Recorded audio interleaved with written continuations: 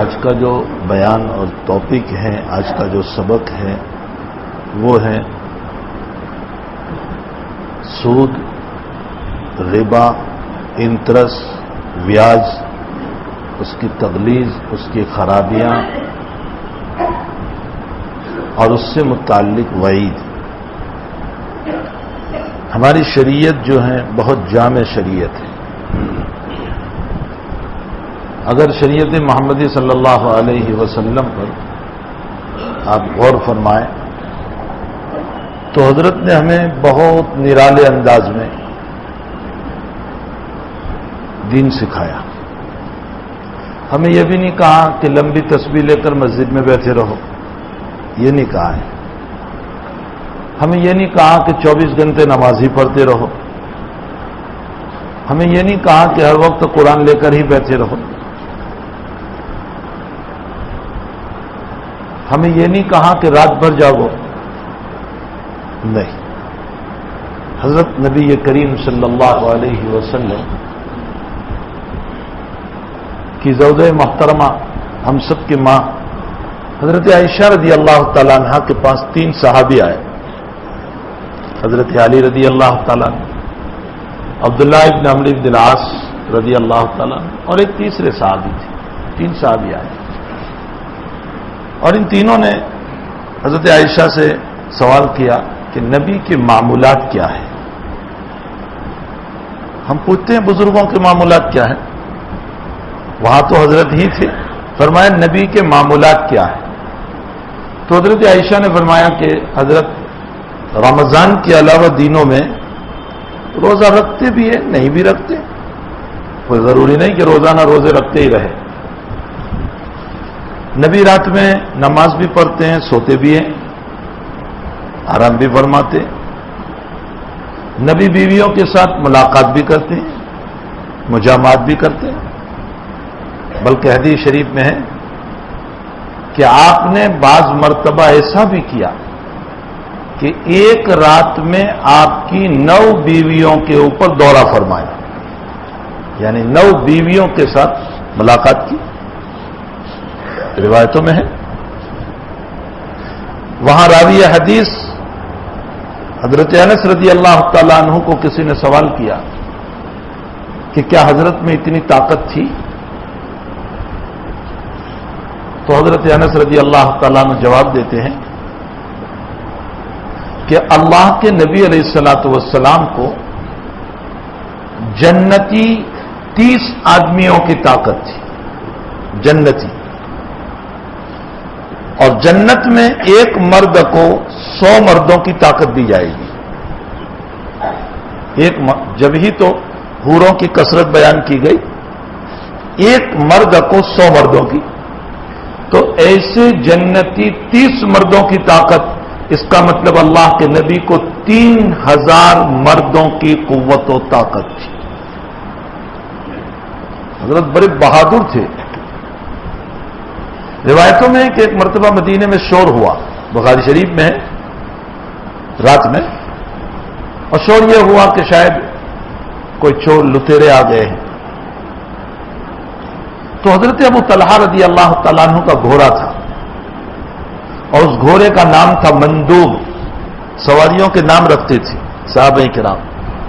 حضرت کی اونٹنی کا نام تھا قصوہ، ایک اونٹنی کا نام تھا عزبہ، حضرت کے خچر کا بھی نام تھا۔ تو ابو طلحہ کے گھوڑے کا نام تھا مندوب، وہ وہاں تھا، ابو طلحہ لے کر کھڑے تھے، حضرت نے گھوڑا لیا اور بغیر جین کے بچھائے ہوئے، کپڑے کے بچھائے ہوئے ننگی پشت کے اوپر حضرت سوار ہو گئے اور گلے میں تلوار لٹکا دی، اور تنے تنہا پورے مدینے کا گشت لگا کر آ گئے، اور صحابہ بھی وہی ہیں، اور حضرت پورا گشت لگا کر آئے اور صحابہ سے فرمایا سو جاؤ، کوئی ڈرنے کی بات نہیں ہے، کوئی نہیں آیا ہے، میں پورا مدینہ گھوم کر آ گیا۔ یہ حضرت کی شجاعت تھی، بہادری تھی۔ یہاں تو ہمارا حال یہ ہے کہ پتا کھڑ کے بندہ بھر کے، رات میں ذرا سا کوئی ایسے آواز آ گئی ہو تو بھی کہتے ہیں کوئی جن آ گیا۔ اتنے تو ہم ڈرپوک ہیں صحیح بات ہمارے بزرگوں نے فرمائی، امام غزالی فرماتے ہیں کہ جب سے اللہ کا خوف ختم ہو گیا مخلوق کا ڈر دلوں میں آ گیا. اللہ کا خوف ختم ہوا تو مخلوق سے ڈرنے والے بن گئے. یہ کیا کہے گا، یہ کیا کہے گا، یہ کیا کہے گا. یو پی کا الیکشن ہوا اور مسئلہ آیا تو بعض لوگ مجھے کہنے لگے مول صاحب کیا ہوگا. میں نے کہا تقدیر پر ایمان رکھو، یہ فیصلہ اللہ کا ہے، اللہ کا فیصلہ ہے. اس کا مطلب یہ ہے کہ ہمیں تقدیر پر ایمان نہیں. تو بہرحال حضرت بڑے بہادر تھے، بڑے شجاعت والے تھے. چلتے تھے تو ایسا معلوم ہوتا ہے جیسے بہادر چلتا ہے. اور پھر ابو طلحہ کو فرمایا، ابو طلحہ تیرا گھوڑا تو بہت دوڑنے والا ہے، جیسے پانی کا ریلا چل رہا تھا. حضرت نے ان کے گھوڑے کی تعریف فرمائی. تو حضور پاک صلی اللہ علیہ وسلم بڑے طاقتور. فرمایا جنتی 30 آدمیوں کی طاقت دی تھی اور جنت میں ایک مرد کو 100 آدمیوں کی طاقت. تو حضرت کو یہ میں بخاری کی روایت سنا رہا ہوں آپ کو. تو 3000 مردوں کی طاقت آپ کو تھی. ہم ان مستشرقین کو جو یہ سوال کرتے ہیں کہ نبی نے 9 بیویاں کی، ہم ان کو جواب دینا چاہتے ہیں کہ ان کی قوت کا حال تو یہ تھا کہ 3000 مردوں کی طاقت تھی اور 9 بیویوں پر زندگی گزاری. اس سے بڑھ کر کے اپنے نفس پر قابو رکھنے والا کون ہوگا؟ اور اس سے بڑھ کر بات یہ ہے کہ حضرت کی جوانی تو بیوہ عورت کے ساتھ گزری. آپ کی 25 سال عمر ہے، آپ کا پہلا نکاح ہوا ہے خدیجہ الکبریٰ رضی اللہ تعالیٰ عنہا کے ساتھ. خدیجہ کی عمر 40 سال کی ہے، آپ 25 سال کی عمر تو بھر جوانی کی ہوتی ہے. ہمارے وہاں جو نکاح کرتے ہیں بھر جوانی والے، اس 25 سال کے بچے کو کہا جائے چل تجھے 40 سال کی عورت سے نکاح کراتے ہیں اور وہ بھی 2 جگہ سے بیوہ ہو کر آئیے، کہے گا باپ پاگل ہو گیا ہے، مجھے کہاں نکاح کرا رہا ہے. حضرت 25 سال کے ہیں، 40 سال کی بیوہ عورت سے جو 2 جگہ سے بیوہ ہو کر آئی تھی، حضرت نے ان سے نکاح فرمایا. اور جب تک خدیجہ زندہ رہی آپ نے دوسرا نکاح نہیں فرمایا. اور آپ کی خدیجہ کا انتقال کب ہوا ہے؟ جب آپ کی عمر گرامی 52 سال کی ہو گئی. جوانی پوری ہو گئی کہ نہیں؟ 52 سال میں انسان کی جوانی ختم ہو گئی. بھر جوانی 40 کے بعد ڈھلنا شروع ہوتا ہے. انسان کی جوانی جو ہے نا وہ 40 تک ہے، 40 کے بعد ڈھلوان شروع ہوتا ہے اور 40 کے بعد کہولت شروع ہوتی ہے، اس کے بعد شیخوخت شروع ہوتی ہے، بڑھاپا شروع ہوتا ہے. 52 سال کی عمر تک آپ نے خدیجہ کے ساتھ زندگی گزاری. آپ کی ساری اولاد خدیجہ سے ہوئی. صرف ایک بیٹا آپ کا حضرت ماریہ قبطیہ رضی اللہ تعالیٰ عنہ سے ہوا تھا، ابراہیم رضی اللہ تعالیٰ. باقی ساری اولاد قاسم، عبداللہ، عبد الرحمن، زینب، رقیہ، فاطمہ، ام کلثوم سب خدیجہ الکبریٰ سے. اور 52 سال کی عمر تھی اور خدیجہ کا انتقال ہوا. اس کے بعد جا کر کے آپ نے دوسرا نکاح جو فرمایا ہے وہ بھی بڑی عمر کی عورت ہے جس کی عمر تھی 52 سال کی. وہ ہے حضرت سودا رضی اللہ تعالیٰ عنہ. اگر خواہش پرست ہوتے تو نبی اپنی بھر جوانی میں 10 نکاح کرتے. اور جب آپ کو نبوت ملی ہے تو مکے والوں نے آپ کو کہا تھا محمد اگر آپ چاہیں تو ہم آپ کو مکہ کی خوبصورت سے خوبصورت لڑکی سے نکاح کرا دیں، لیکن آپ اس دعوت و تبلیغ کو اور ہمارے بتوں کو برا بھلا کہنا چھوڑ دیں. حضرت کا اس وقت جواب تھا میرے ایک ہاتھ میں چاند رکھو اور دوسرے ہاتھ میں سورج رکھو تو بھی میں اس کام کو چھوڑنے والا نہیں ہوں. غلط ہے، یہ تو صرف بدنام کرنے کی باتیں ہیں، ورنہ حقیقت اگر جانو تو کچھ اور ہے. تو اللہ کے نبی علیہ السلام نے بہت مبارک شریعت ہم کو دی.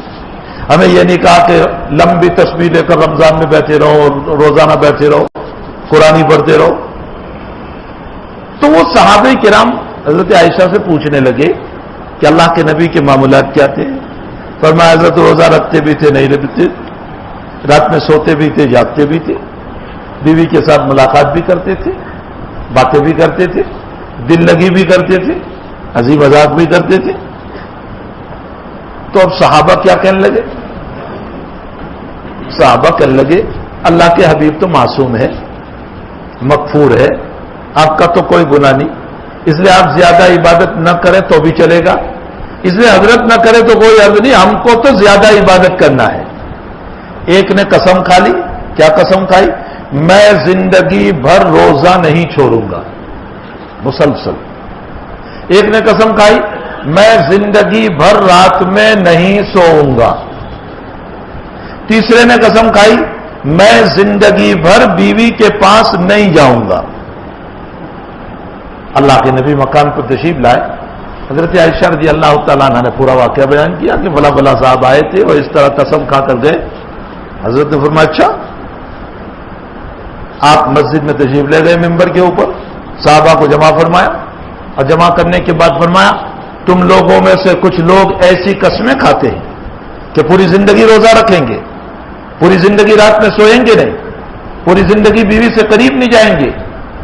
اللہ کے نبی نے فرمایا انا اعلم و اتقا و اخشا، سب سے زیادہ اللہ سے ڈرنے والا اور سب سے زیادہ اللہ کی پہچان رکھنے والا، معرفت رکھنے والا مجھ سے زیادہ کوئی نہیں.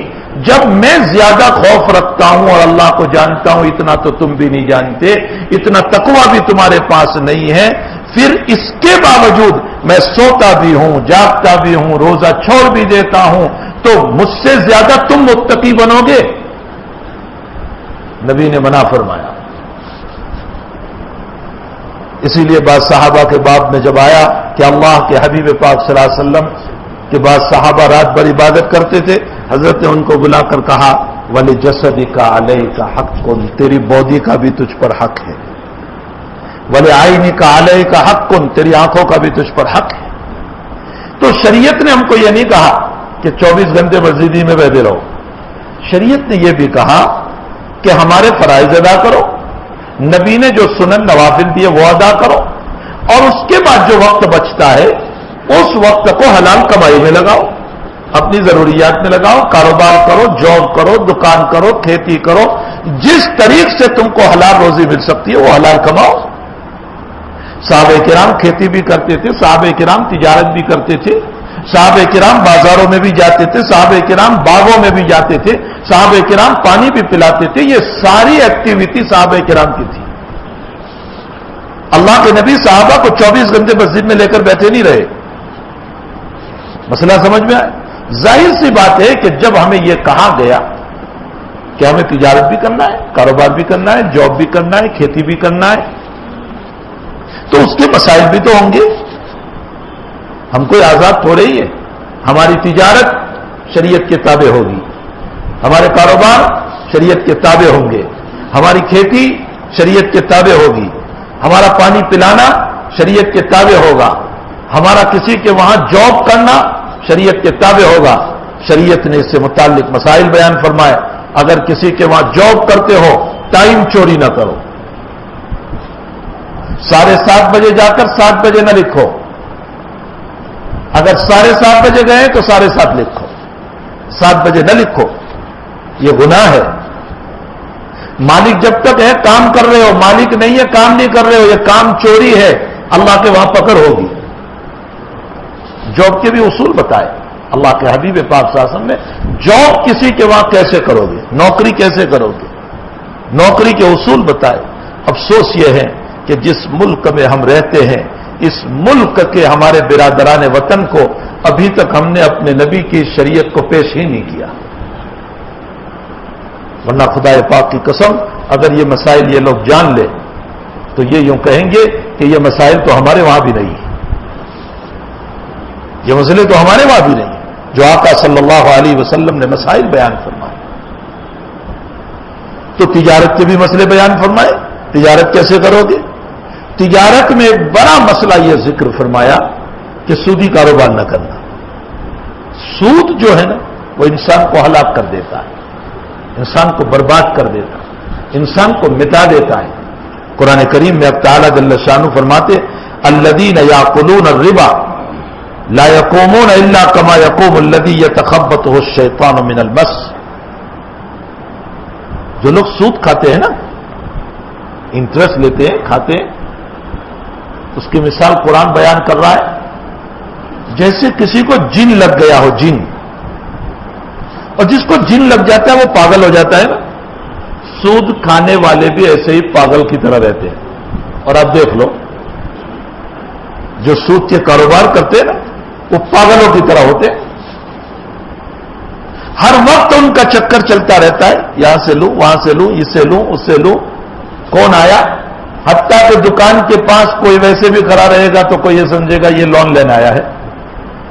اس کا ذہن فوراً یہ کہے گا الذین یاکلون الربا لا یقومون الا کما یقوم الذی یتخبطہ الشیطان من المس ذلک بانہم قالوا انما البیع مثل الربا. یہ مشرکین مکہ کی بات تھی جس کو قرآن نقل کر رہا ہے. کیا کہہ رہا ہے قرآن؟ کہ یہ مشرکین کاروبار کرتے تھے سود کا، اور یوں کہتے تھے کہ سود بھی تو ایک بزنس ہے، اور جب بزنس جائز ہے تو سود بھی جائز. بزنس میں ہوتا یہ ہے کہ میں 10 روپے کی چیز لایا 11 میں بیچی تو 1 روپیہ میں لیا. تو سود میں بھی تو یہی ہے کہ 10 روپے دیے 11 روپے لیے. کیا فرق ہوا دونوں میں؟ بِأَنَّهُمْ قَالُوا إِنَّمَا الْبَيْعُ مِثْلُ الرِّبَا. ان لوگوں نے سود کو بزنس کی طرح سمجھا، حالانکہ اللہ کہتا ہے احل اللہ البیع وحرم الربا. ہم نے بیع کو حلال کیا اور سود کو حرام کیا ہے. اچھا کیوں سود کو حرام؟ کیا فرق ہے دونوں کے درمیان؟ بزنس اور سود میں فرق کیا ہے؟ جب ہم بزنس کرتے ہیں تو جتنے پیسے لے رہے ہیں اس کے بدلے میں چیز دے رہے ہیں، اور سود کے اندر جتنے پیسے اس نے لیے اتنے پیسے کا میں حقدار ہوا، اس کے اوپر جو میں لے رہا ہوں اس کے بدلے میں کچھ نہیں دے رہا ہوں اس کو. تو حرام ہوا کہ نہیں؟ میں یہ کتاب لے آیا 15 روپے کی اور میں نے آپ کو بیچی 17 روپے میں، تو 17 کے بدلے میں آپ کو دے رہا ہوں. یہ 17 روپے کے بدلے میں یہ کتاب ہے، اور میں نے آپ کو 100 روپے دیے اور یوں کہہ رہا ہوں کہ 110 آپ کو واپس کرنے ہوں گے. تو 100 کے بدلے میں 100 ہو گئے، 10 کس کے بدلے میں لے رہا ہوں؟ یہاں تو کتاب ہے، وہاں 10 کے بدلے میں کیا دے رہا ہوں؟ بزنس اور ہے، سود اور ہے. احل اللہ البیع وحرم الربا. اچھا آج کل کچھ لوگ تجدد پسند بہت ہیں، جو سمجھتے ہیں قرآن حدیث ہم ہی سمجھتے ہیں، 2-4 انگلش کی کتابیں پڑھ لیتے ہیں ادھر ادھر کی، کچھ انٹرنیٹ پر چلے گئے اور سمجھتے ہیں ہم سے بڑھ کر علامہ کوئی نہیں. اب وہ کیا کہہ رہے مولوی صاحب؟ اصل بات یہ ہے کہ یہ سود جو اللہ نے حرام کیا تھا نا، وہ تو اس لیے حرام کیا تھا کہ اس زمانے میں جب قرآن اترا ہے وہ بیچارے غریب تھے، ان کے پاس پیسے نہیں تھے، اور وہ اپنی غربت کی وجہ سے پیسے لیتے تھے، کسی سے قرض لیتے تھے، تو اس کے بدلے میں وہ لوگ انٹرسٹ چراتے تھے، سود چراتے تھے. تو وہ غریبوں کا خون چوستے تھے، غریبوں کا خون پیتے تھے، اس لیے قرآن نے اس کو حرام کیا. آج کل تو مالدار لوگ لے رہے، ارے کروڑوں پتی لے رہے کہ مالیہ فالیہ جو کچھ ہو، دنیا بھر کے بینکوں سے لون لے رہے. تو آج کل تو مالدار لوگ لے رہے. تو سود کے حرام ہونے کی وجہ غریبوں کا خون چوسنا، یہ اس زمانے کی بات تھی. اب یہ بات نہیں رہی، اب تو مالدار لوگ سود لے رہے ہیں، اس لیے اب غریبوں کے خون چوسنے کا مسئلہ ہی نہیں رہا، اس لیے اب جائز ہو جانا چاہیے. کیسی علت لے آئے، کیسی دلیل پیش کر رہے؟ ہم یہ کہتے ہیں تم نے شریعت کو نہیں سمجھا. شریعت نے جو، خوب غور سے سمجھو اس مسئلے کو، شریعت نے جو سود کو حرام کیا وہ غریب کا خون چوسا جا رہا ہے اس لیے نہیں، یہ اس کا کارن نہیں ہے، یہ اس کی علت نہیں ہے. جو تم لے رہے ہو اس کے بدلے میں کچھ نہیں ہے، اس لیے شریعت نے حرام کیا ہے. اب اگر مالدار لے گا تو بھی حرام رہے گا اور غریب لے گا تو بھی حرام رہے گا. کارن جو ہے سود کے حرام ہونے کا یہ غریب کا خون نہیں ہے. وہ ٹھیک ہے غریب کا خون چوستے تھے، لیکن اصل جو سود کو حرام کیا ہے وہ اس لیے کہ اس کے بدلے میں تم کچھ نہیں دے رہے ہو. تو اب مالدار سودی کاروبار کر رہا ہے اور وہ 100 کے بدلے میں 150 دے رہا ہے، اس کے لیے بھی ناجائز ہوگا، اس لیے کہ 50 کس کے بدلے میں لے رہا ہے وہ. اور غریب کر رہا ہے تو اس کے لیے بھی ناجائز ہوگا. جو علت ہے، جو کارن ہے، جو شریعت نے بیان کیا کارن، وہ کارن اور علت تو سمجھتے نہیں، اور دوسرا اپنے عقل کے گھوڑے دوڑا کر کے کہہ رہے ہیں کہ وہ غریبوں کا مسئلہ تھا اس لیے منع تھا، اب تو مالدار ہے اس لیے جائز ہونا چاہیے. مجھے ایک لطیفہ یاد آیا کہ ہندوستان کا ایک گویا تھا، اچھا گاتا تھا، وہ حج پڑھنے چلا گیا تو مکے سے مدینہ جا رہا تھا، بیچ میں ایک ہوٹل پر اترا وہ، تو وہاں ایک عربی گویا تھا جو عربی میں گانے گا رہا تھا. اس کی آواز بہت بھدی تھی، کوئی آواز اچھی نہیں تھی وہ عربی گویے کی، تو بھدی آواز میں گانا گا رہا تھا. تو یہ ہندوستانی گویا کہنے لگا کہ اچھا نبی نے جو گانا حرام کیا ہے نا، یہ بری آواز کی وجہ سے حرام کیا، میری تو بہت اچھی آواز ہے، اگر نبی میری آواز سنتے تو ضرور گانے کی ہدایت دے دیتے.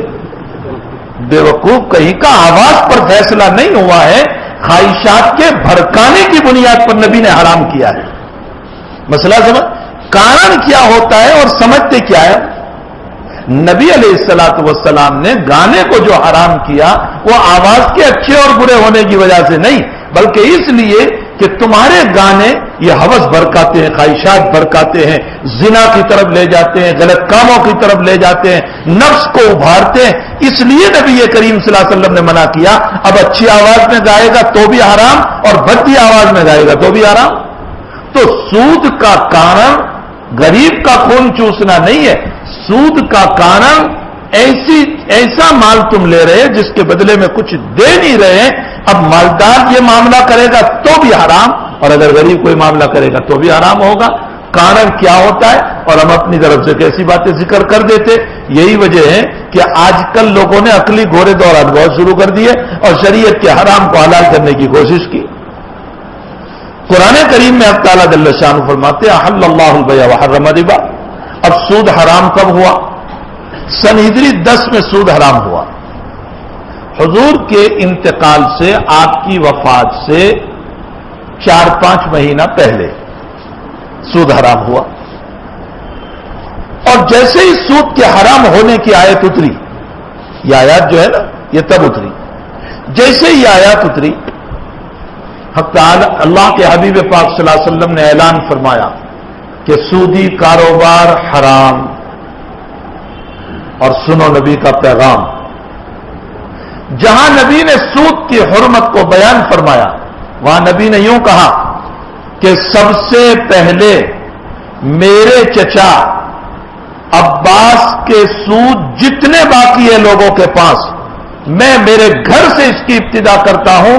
یہ سب سودی پیسے معاف، کسی کو دینے نہیں ہیں. اور سب سے بڑا سود کا کاروبار حضرت عباس کا تھا، حضور کے چچا کا تھا، حضرت عباس رضی اللہ تعالیٰ عنہ کا. حضور نے سب سے پہلے اعلان فرمایا، معلوم ہوتا ہے تبلیغ کا کام اپنے گھر سے شروع کرو.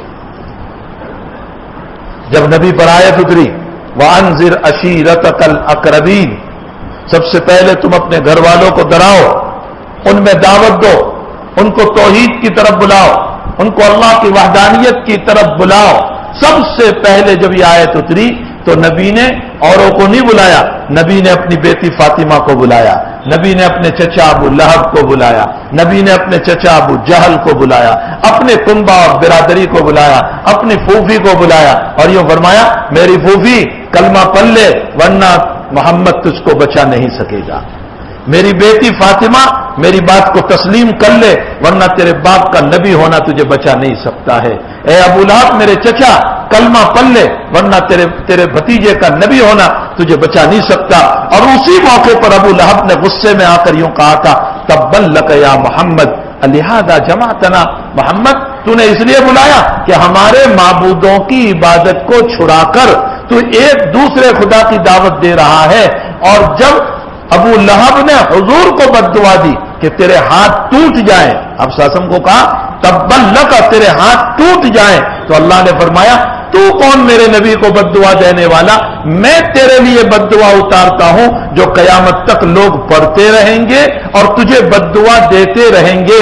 تبت یدا ابی لہب، ابو لہب کے ہاتھ ٹوٹ جائے، جو روزانہ ہم نماز میں پڑھ رہے ہیں، ابو لہب کے ہاتھ ٹوٹ جائے. قیامت تک کے لیے اللہ تعالیٰ نے اس بد دعا کو اتار دیا. پھر یہاں قربان جائیے، ابو لہب نے بد دعا حضور کو دی تھی نا، تو اللہ کو بھی یوں کہنا چاہیے تھا کل تبت یدا. پیغمبر تم بھی کہہ دو تبت یدا، تم بھی کہہ دو، یوں کہنا چاہیے تھا. اور اس سے پہلے کل اعوذ برب الناس ہے، کل اعوذ برب الفلق، کل هو اللہ، کل کا معنی کہنا. تو تبت یدا میں بھی اللہ کل لے آتا، یوں کہتا کل اے پیغمبر تم بھی بد دعا دے دو. تبت یدا ابی لہب، ابو لہب تیرے ہاتھ ٹوٹ جائے، لیکن اللہ کل نہیں لایا. کیوں؟ اللہ کہتا ہے میرے محبوب یہ تیرا چچا ہے اور بچپن میں اس کا نمک کھایا ہے تو نے.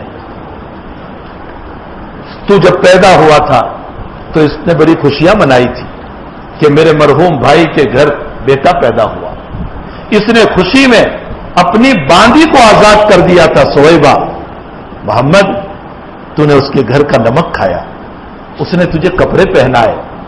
اب تو اگر تیری طرف سے بد دعا دے گا، کل تبت یدا، تو بد دعا دے گا تو تیری امت یوں کہے گی لو نبی نے جس کا کھایا اسی کو بد دعا دے رہے ہیں. نبی کو غلط، امت کو غلط تعلیم ملے گی.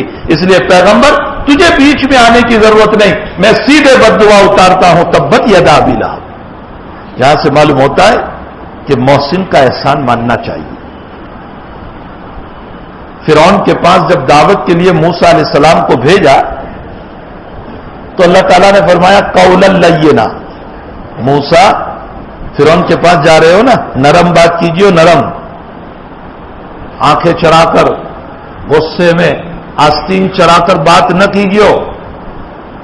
وہ اللہ وہ تو ربوبیت کا دعوے دار ہے اور تو مجھے کہہ رہا ہے نرم بات. اچھا ایک بات بتاؤں، دیکھو علمی ہے. مشرکین مکہ نے اپنے معبودوں کو الہ تو کہا، الہ، لیکن اللہ کسی نے نہیں کہا. اللہ مخصوص ہے اللہ ہی کے ساتھ. دور جاہلیت میں بھی، کفر کے زمانے میں بھی اللہ تو وہ لوگ اللہ ہی پر بولتے تھے، اپنے معبودوں کو الہ کہتے تھے. حتیٰ کہ فرعون نے بھی جب معبود ہونے کا دعویٰ کیا تو اپنے آپ کو یوں تو کہا انا ربکم الاعلی، میں تمہارا بڑا رب ہوں، لیکن انا اللہ، اللہ نہیں کہا. اللہ صرف نام ہے، صرف نام ہے اللہ کا. اسی لیے عربی گرامر کے اعتبار سے ایک بہت بڑے امام ہے علامہ سیبوی رحمۃ اللہ علیہ. ان کی موت ہوئی تو کسی نے ان کی موت کے بعد خواب میں دیکھا، ان سے پوچھا کہ کیا ہوا تمہارا مسئلہ؟ فرمایا اللہ کے سامنے حاضری ہوئی تو اللہ نے فرمایا کہ تو نے نحو کے گرامر جو بیان کیے، قواعد اصول جو بیان کیے عربی کے، تو ان اصول میں تو نے ایک بڑا عجیب قاعدہ بیان کیا کہ اللہ صرف اللہ ہی کے ذات کے ساتھ خاص ہے، دنیا میں کسی کا نام نہیں. عارف المعارف تو نے اس کو قرار دیا کہ اللہ کے علاوہ کسی، میرے نام کی تو نے اتنی عزت کی، اتنی عزت کی، جا اسی کی بدولت میں تیری مغفرت کر دیتا ہوں. صرف اللہ کے نام کی عظمت کی بنیاد پر ان کی مغفرت ہو گئی. تو فرعون کے پاس جب جا رہے ہیں تو یوں کہا قولا لینا، نرم بات کیجیے. ہمارے مفتی شفیع صاحب رحمۃ اللہ علیہ فرمایا کرتے تھے کہ آج کل تم بھی تبلیغ کرتے ہو. فرمایا تم موسیٰ سے بڑھ کر مبلغ نہیں. بھائی ہے کوئی ہم میں موسیٰ سے بڑھ کر مبلغ؟ وہ نبی تھے، رسول تھے. اور فرمایا تم جس کو دعوت دے رہے ہو وہ فرعون جیسا بدتر بھی نہیں ہے. اور جب فرعون جیسے فرعون کو یہ کہا گیا کہ نرمی سے بات کرنا، تو پھر ہمیں چاہیے کہ ہم بھی کسی کو دعوت دیں تو نرمی اور محبت کے ساتھ دعوت دینے والے ہیں. ومن احسن قولا ممن دعا الى الله وعمل صالحا وقال انني من المسلمين. اچھے انداز میں دعوت دو، تیور چرا کر، کسی کو حقیر سمجھ کر دعوت نہ دو. ہمارے اعظم ماجد صاحب رحمۃ اللہ علیہ فرمایا کرتے تھے، یہ سمجھ کر دعوت دو کہ یہ نمازی بنا تو مجھے میرے اعمال پر بھروسہ نہیں، لیکن اس کے عمل کی وجہ سے اللہ مجھے ضرور جنت عطا کرے گا. یہ سمجھ کر دعوت دو. کتنا بڑا اچھی بات ارشاد فرمائی حضرت نے. تو فرمایا نرم بات کیجیے. تو موسیٰ کہنے لگے کہ وہ تو ربوبیت کا دعوے دار ہے، تو مجھے کہہ رہا ہے نرم بات. تو حق تعالیٰ نے فرمایا موسیٰ تو نے اس کے گھر کا نمک کھایا ہے، تو بچپن میں وہی بڑا ہوا، تیرے پروان وہی چڑھے، اسی کے گھر میں تو بڑا ہوا. تو جس کا احسان تجھ پر ہے تو اس کو آنکھیں بتائے گا، اس پر غصہ کرے گا. وہاں تو فرعون کے اوپر غصہ کرنے کو منع کیا گیا اس کے احسان کی وجہ سے. آج میرا جوان اپنے ماں باپ پر غصہ کرتا ہے، اپنی ماں کو گالی دیتا ہے، اپنے باپ کو گالی دیتا ہے. جن سے بڑھ کر محسن کون ہو سکتا ہے جو دنیا میں لانے کا ذریعہ بنے، جنہوں نے تمہیں وجود دیا اور تمہارے رونے پر اپنے ہنسنے کو ختم کر دیا. اور جب تک تم ہنسے نہیں وہاں تک باپ مسکرایا نہیں، اور تمہاری بیماریوں میں اپنی بیماریوں کو بھول گیا اور تمہیں سینے سے لگا کر کے گھومتا رہا. اور تمہیں ہنسی آ جائے، تمہاری طبیعت اور صحت ٹھیک ہو جائے، تم نے کہا پارک میں ابا لے چلو، تو وہ پارک میں بھی لے گیا، وہ گھمانے لے گیا، وہ مارکیٹوں میں لے گیا، وہ بازاروں میں لے گیا، وہ اپنے کام کو چھوڑ کر کے تمہیں لے گیا، صرف اس لیے کہ تم راضی ہو جاؤ. تمہاری رضامندی کے لیے اس نے سب کچھ کیا. آج اسی کو تم رلا رہے. اور جو اپنے ماں باپ کا نہیں بنا اور کس کا ہو سکتا ہے؟ جو انہی کا نہیں ہوا اور کس کا ہو سکتا ہے؟ تو بہرحال فرمایا احل اللہ البیع وحرم الربا، بے حلال ہے، بزنس حلال ہے، ربا حرام ہے. آگے فرمایا فمن جاءه موعظة من ربه فانتهى فله ما سلف. اس نصیحت کے آ جانے کے بعد جو سود سے رک جائے گا تو ہم اس کے پہلے گناہوں کو معاف کر دیں گے. جو سود ہو گیا ہم اس کو معاف کریں گے. آج کل تو حال یہ ہے کہ بعض لوگ یوں کہتے ہیں کہ سود تو میرا بیٹا ہے، سود میرا بیٹا ہے، فکس ڈپوزٹ میں پیسے رکھ دیے اور سود کھا رہے. مسئلہ بھی سن لو، بینک میں پیسے رکھنے کی اجازت ہے اس نیت سے کہ پیسوں کی حفاظت ہوگی، اس نیت سے نہیں کہ سود لیں گے. ہاں ضمناً آپ کو سود مل رہا ہے تو اس سود کو چھوڑنا نہیں ہے وہاں، اس لیے کہ اگر تم نے اس سود کو چھوڑ دیا جو بینک سے مل رہا ہے تو وہ دوسرے کاموں میں استعمال کریں گے، ہو سکتا ہے تمہارے خلاف استعمال ہو. اس لیے تم سود کو لے لو اور کسی غریب کو استعمال میں دے دو، لیکن سود کی نیت سے پیسے جمع نہ کراؤ، حفاظت کی نیت سے پیسے جمع کراؤ. فرمایا جو بچ جائے گا فانتہا فلہ ما سلف وامرہ الی اللہ ومن عاد فاولئک اصحاب النار. اور جو سود سے نہیں بچا وہ جہنمی ہے، ہم فیہا خالدون، وہ ہمیشہ رہے گا جہنم کے اندر. یمحق اللہ الربا، خوب غور سے سن لو، قرآن کہہ رہا ہے یمحق اللہ الربا ویربی الصدقات.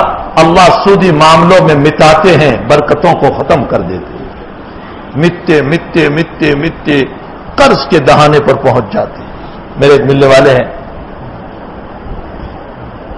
جب شیئرز بہت ترقی پر تھا، شیئرز مارکیٹ، اس وقت وہ ان کا شیئر کا کاروبار تھا، انہوں نے بھی پیسے دیے، انہوں نے بھی دیے، سب نے پیسے ان کو کاروبار میں دیے.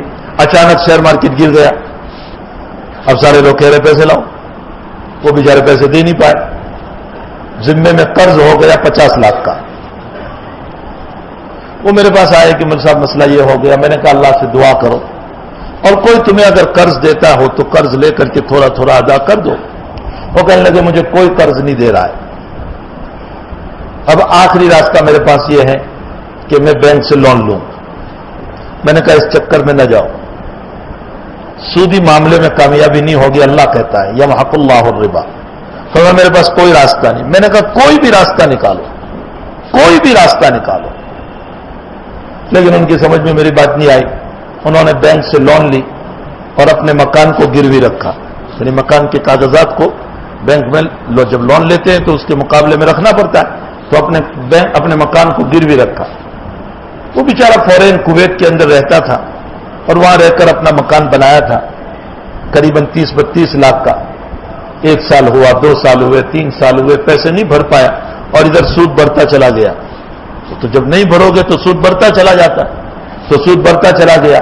اب اتنے پیسے بڑھ گئے اس کے ذمے، اتنے پیسے بڑھ گئے کہ بینک نے اس کے گھر کا نیلام کیا، اور نیلام کر کے اس کے 32 لاکھ کا مکان، جو اس وقت کی ویلیو 50 لاکھ تھی، بینک نے 30 لاکھ میں اس کو بیچ دیا اور 30 لاکھ وصول کر لیے۔ وہ غریب ایک کرائے کے چھوٹے سے روم کے اندر اپنے 3 بچے اور بیوی کے ساتھ رہنے لگا۔ میرے پاس آیا، بہت رونے لگا۔ میں نے کہا پیارے، میں نے تمہیں پہلے ہی کہا تھا، اس کے بجائے تو تم ہی مکان اپنا بیچ دیتے تو کم سے کم 30 کے بجائے 50 تو ملتے تم کو، اور تم 50 میں سے 30 قرض ادا کر کے 20 کا چھوٹا سا کوئی مکان بنا لیتے تو بھی اپنے سر کا جھونپڑا باقی رہتا۔ یمحق اللہ الربا ویربی الصدقات، اللہ کا اعلان ہے، اور فرمایا جو سودی کاروبار کرتا ہے، اللہ کہتا ہے وہ مجھ سے جنگ کر رہا ہے، اور جو مجھ سے جنگ کر رہا ہے وہ کامیاب نہیں ہو سکتا ہے۔ بہت بچائے اپنے آپ کو، بہت تھوڑا کھائیں، تھوڑا کمائیں، لیکن سودی کاروبار میں نہ جائے۔ یہ بڑا بدترین مسئلہ ہے۔ یمحق اللہ الربا ویربی الصدقات یا ایھا الذین آمنوا اتقوا اللہ وذروا ما بقی من الربا ان کنتم مؤمنین۔ اللہ کہتا ہے اگر تم مومن ہو تو ایمان والو تقوی اختیار کرو اور سود سے اپنے آپ کو بچاؤ۔ اس کے بعد کی روایت میں جناب رسول اللہ صلی اللہ علیہ وسلم کا ارشاد گرامی ہے، آقا نے فرمایا عبداللہ ابن مسعود رضی اللہ تعالیٰ عنہ قال لعن رسول اللہ صلی اللہ علیہ وسلم آکل الربا وموکلہ، اور دوسری روایت میں ہے وکاتبہ وشاہدیہ۔ اللہ کے نبی فرماتے ہیں کہ میری لعنت ہے، نبی لعنت بھیج رہا ہے۔ لعنت کا معنی ہوتا ہے اللہ کی رحمت سے دور ہو جانا۔ لعن رسول اللہ، اللہ کے رسول لعنت بھیج رہے ہیں، کن کے لیے؟ سود کھانے والا، آکل الربا، وموکلہ، کھلانے والا، وکاتبہ، منشی، لکھنے والا، وشاہدیہ، اس کے گواہ، جو اس معاملے پر گواہ بنے۔ اللہ کے نبی کہتے ہیں ان سب پر میری لعنت ہے۔ اب آپ بتائیں کہ کتنا خطرناک مسئلہ ہے۔ اب یہاں ایک مسئلہ کھڑا ہوا کہ کوئی نوجوان یوں کہے گا کہ بھائی میری مجبوری تھی، مجھے بینک میں جاب ملا تو لابالا مجھے جاب تو کرنا ہی پڑے گا، اس لیے کہ میرے گھر کی کفالت کا مسئلہ ہے، تو اب میں کیا کروں؟ فقہا نے اس کا حل یہ لکھا ہے کہ دوسری نوکری تلاش کرتا رہے، لیکن جب تک دوسری نوکری نہ ملے ابھی بینک میں کام کرتا رہے۔ کیوں؟ ابھی اگر تو چھوڑ دے گا بینک کے اندر سے تو تیری تنخواہ بند ہو گئی، ذریعہ معاش کچھ نہیں رہا، اور ادھر تجھے دوسری نوکری نہ ملی تو فقیری آ گئی۔ اور نبی علیہ الصلوۃ والسلام فرماتے ہیں کہ کبھی کبھی فقیری کاد الفقر ان یکون کفرا، کبھی کبھی انسان کی فقیری انسان کو کافر بنا دیتی ہے۔ وہ نہ بولنے کی باتیں بول دیتا ہے کہ اچھا اللہ نے ادھر سے چھڑایا اب آگے دیتا تو ہے نہیں، تو یہ اللہ کے ساتھ کفر ہوا کہ نہیں؟ فرمایا اس کو چھوڑ کر تو کفر میں چلا جائے گا تو کم سے کم اسی میں رہ، کفر سے تو بچ جاوے۔ اور جب دو مصیبتیں جمع ہو جائیں تو چھوٹی مصیبت کو اختیار کرو بڑی مصیبت کے مقابلے میں۔ کفر بڑی مصیبت ہے، بینک کا مسئلہ چھوٹی مصیبت ہے، اس چھوٹی مصیبت پر چلتے رہو، بڑی مصیبت سے ہاں تلاش کرتے رہو جاب، جب تمہیں مل جائے تو میری صورت میں اس کو چھوڑ کر اس کے اندر چلے جاؤ۔ حق تعالیٰ جل شانہ ہم تمام کو اس بدترین خصلت سے اللہ ہم سب کی حفاظت فرمائے، اس برائی سے ہم سب کی حفاظت فرمائے، اللہ سب کے کاروبار میں برکت عطا فرمائے، رحمت عطا فرمائے۔ حق تعالیٰ جل شانہ سب کے کاروبار کو گندی آمدنی سے، گندی انکم سے، گندی آوک سے اللہ تعالیٰ پوری حفاظت فرمائے۔ اللہ ہم سب کو حلال روزی عطا فرمائے، حرام سے ہم سب کی حفاظت فرمائے۔ سود کے پیسے غریب مسلمان کو بھی دے سکتے ہیں، کوئی عرض نہیں ہے، سود کے پیسے جو ہیں یعنی واقعتاً وہ غریب ہو تو آپ اس کو دے سکتے ہیں. یہ ضروری نہیں ہے کہ ٹوائلٹ بنانے ہی کے لیے دے, اس کو مطلقاً دے سکتے ہیں, چاہے وہ اپنے کھانے میں استعمال کرے, وہ پینے میں استعمال کرے, وہ اپنی ٹوائلٹ میں استعمال کرے, وہ اپنے دوا دارو میں استعمال کرے, لیکن وہ بہت غریب ہو اور واقعتاً وہ غریب ہو. پھر ایک مسئلہ یاد رکھیں, سود کا پیسہ جب ہم غریب کو دیں گے تو اس موقع پر ثواب کی نیت نہیں کریں گے, اس لیے کہ یہ تو حرام چیز ہے جس کو ہم نکال رہے ہیں, اس پر ثواب کی نیت. ہاں اس پر ثواب ضرور ملے گا کہ ہم نے اللہ کی اطاعت کی, فرما برداری کی, باقی یہ خرچ پر کچھ نہیں ملے گا. اللہ کی اطاعت اور فرما برداری پر ضرور ملے گا. اور اسی طرح سود کی رقم غیر مسلم کو بھی دے, وہ بھی غریب ہے, ان میں بھی بہت سارے, بلکہ ہمارے سود کی رقم غریب غیر مسلموں کو دینے سے, اس لیے کہ مسلمانوں کے اندر تو چلو زکوٰۃ بھی ہے, صدقہ بھی ہے, للہ بھی ہے, بہت ساری رقومات ہیں.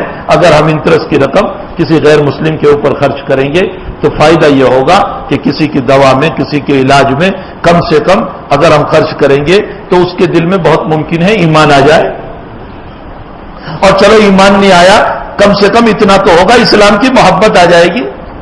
کبھی طوفان ہوگا وہ تمہارے خلاف کھڑا نہیں ہوگا کہ مسلمان اچھے ہوا کرتے ہیں. مولانا منظور صاحب نعمانی رحمۃ اللہ علیہ کی ایک بات مجھے یاد آئی. مولانا منظور صاحب رحمۃ اللہ علیہ لکھنؤ میں ایک ہاسپٹل تھی, حضرت ہر جمعرات کو ٹہلتے ٹہلتے اس ہاسپٹل میں جاتے اور ایک فروٹ والے کو کہہ رکھا تھا. اصل میں مسئلہ اس سے ہوا کہ حضرت جمعہ کی نماز کے بعد رائے بریلی میں اپنے حجرے میں بیٹھے ہوئے تھے نماز کے بعد, اور ایک سادھو آیا اور سادھو حضرت کے پاس بیٹھ گیا, حضرت کے پاؤں دبانے لگا, سادھوانہ لباس بالکل, پاؤں دبانے لگا, بہت دیر بیٹھا رہا اور انہوں نے اس کو کچھ نصیحت کی اور نصیحت کر کے یہ کہا کہ دیکھو تم جن کپڑوں میں ہے نا انہی کپڑوں میں رہنا, کپڑے چینج کرنے کی ضرورت نہیں ہے, نماز وماز پڑھتے رہنا, دین کے کام. تو جو لوگ وہاں بیٹھے تھے, خیر وہ تو چلا گیا. حضرت نے فرمایا کیا مانج رہا ہے حضرت یہ؟ تو میں راز ہے, بہت اصرار ہوا. تو حضرت نے فرمایا کہ بھائی میرا معمول ہے کہ میں ہر جمعرات کو جو ہاسپٹل ہے وہاں جاتا ہوں اور 1-1 کلو فروٹ کی ٹوکری بنا لیتا ہوں. فروٹ والے کو میں نے کہہ رکھا ہے کہ صبح اتنے بجے آ جانا, وہ گاڑی بھر کر آ جاتا ہے, میں پوری ہاسپٹل میں گھومتا ہوں, جتنے پیشنٹ ہوتے ہیں مسلم غیر مسلم سب کو دیتا ہوں. اس کے ساتھ ساتھ کوئی کہتا ہے کہ میرے پاس دوا کے پیسے نہیں تو کچھ پیسے دے دیے, کسی کو کچھ اور پیسے دے دیے. تو جمعرات جب آتی تھی تو مسلم غریب بھی انتظار کرتے تھے ہاسپٹل میں حضرت کا, اور غیر مسلم بھی انتظار کرتے تھے اور کہتے تھے بابا آئیں گے, ابھی بابا آئیں گے, ابھی بابا آئیں گے. حضرت کو بابا کہتے تھے, فرمایا بابا آئیں گے.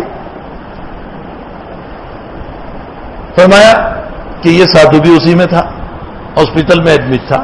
میں اس کی عیادت کے لیے پہنچا, گھومتے گھومتے بہت سو کی عیادت کر رہا تھا, اس میں یہ بھی تھا. میں اس کی عیادت کے لیے پہنچا, اس کے سر پر ہاتھ رکھا, میں نے اس کی خیر خیریت پوچھی, میں نے اس کو بھی فروٹ دیا اور میں نے کہا پیسے ویسے کہ آپ کو کوئی ضرورت ہو, تو میں نے اس کو 100 روپے دیے. اس نے کہا کہ میرے ماننے والے اتنے ہیں, ایک بھی میری خبر لینے نہیں آیا, تو مسلمان ہو کر میری خبر لینے آیا.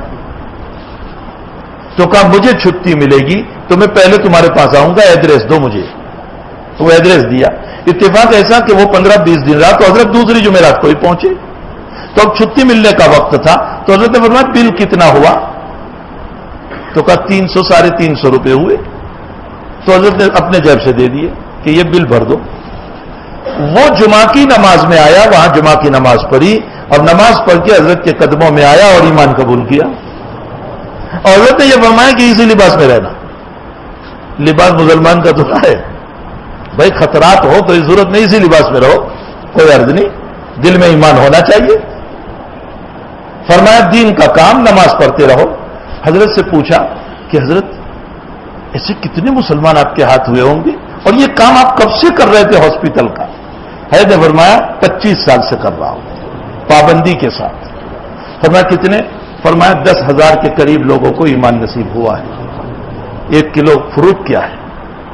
1 کلو فروٹ کی بساط کیا ہے؟ تو ہمارے پاس اگر انٹرسٹ کی رقم ہو, ہم غیر مسلموں پر خرچ کریں, وہ بھی بیچارے بہت معذور ہے, مجبور ہے. سارے لوگ جو ہیں ہمارے دشمن نہیں ہیں, ان میں اچھے بھی ہیں. ان میں آپ کے فیور کے لوگ بھی ہیں، ان میں آقا کو چاہنے والے لوگ بھی ہیں، ان میں قرآن کو چاہنے والے لوگ بھی ہیں، ان میں انصاف پسند لوگ بھی ہیں. تو ہمیں چاہیے کہ ہمارے پاس یہ رقم ہے، ہم ان کے اوپر خرچ کریں. اس کی وجہ سے یا تو ایمان نصیب نہیں ہوا، کم سے کم اسلام کی محبت تو آئے گی ان کے اندر، مسلمانوں کی نفرتیں تو دور ہوگی ان کے دلوں سے.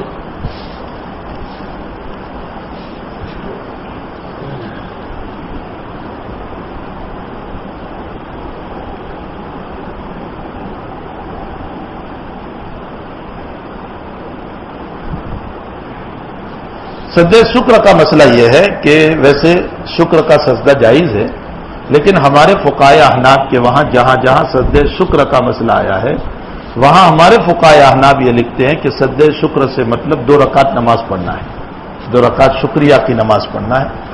اور ظاہر سی بات ہے کہ جب نماز پڑھیں گے تو نماز کے لیے تو وضو کا ہونا ضروری ہے. اب رہ گیا مسئلہ کہ اگر کوئی آدمی صرف سجدہ کرتا ہے، سجدہ شکر، کوئی اللہ تعالیٰ نے انعام دیا، نعمت دی، اس پر شکر، سجدہ صرف سجدہ کر رہا ہے، نماز نہیں پڑھ رہا ہے، تو اولا یہ ہے کہ سجدہ وضو کے ساتھ کرے، اس لیے کہ سجدہ یہ جز ہے.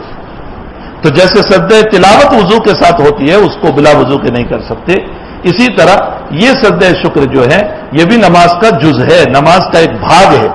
تو جیسے نماز کے لیے وضو ہے، سجدہ شکر کے لیے بھی وضو ہونا چاہیے.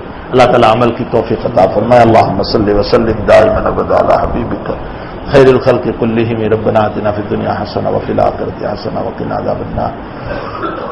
اللہ سود کی لعنت سے ہم سب کی حفاظت فرما، سودی کاروبار سے حفاظت فرما، سودی مسائل سے حفاظت فرما، سود کے پیسوں میں گھسنے سے ہم سب کی حفاظت فرما، ہمارے کاروبار میں برکت عطا فرما، پوری مجلس کو اللہ خیر و برکت سے مالا مال فرما.